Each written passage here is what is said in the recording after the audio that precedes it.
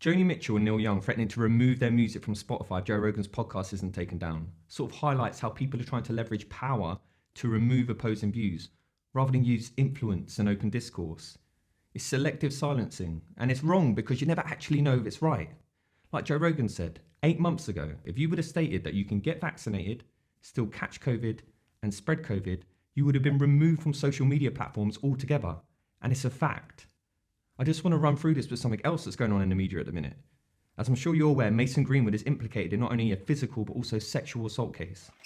Move your fucking legs up! No, I don't want to have sex. I don't give a fuck what you want, you shit. Mason. Shut up! I don't want to have I sex don't with care. you. You want fucking sex with me? This has sort of highlighted to me that it's feasible for someone to potentially beat and sexually assault someone, remain on social media because the offence didn't necessarily occur there, and therefore keep their voice.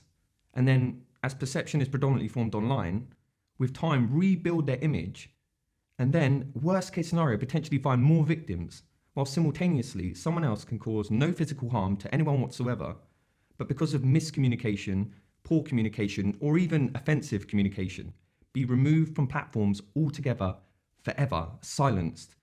And the worst part of this whole thing is that institutes such as Manchester United can be informed of the situation and effectively utilise their power to try to quash and protect their asset.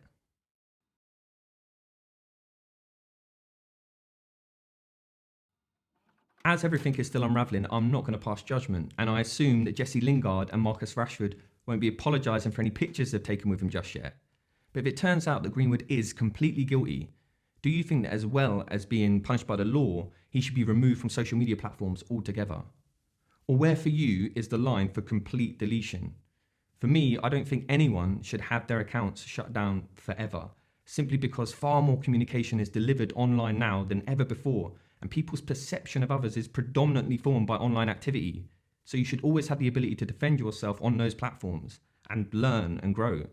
Now more so than ever before, we always hear this, take that down because it offends me. Yeah, but you don't have to look at it.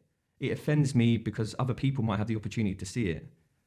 In reality, the person most likely to correct you when you are wrong is the person that you disagree with, because they see things from a different vantage point. They're not just in your echo chamber, so it's positive to have opposing ideologies online, even if you are offended, if the idea is to continue to search for truth rather than just appease people who think their view is the view.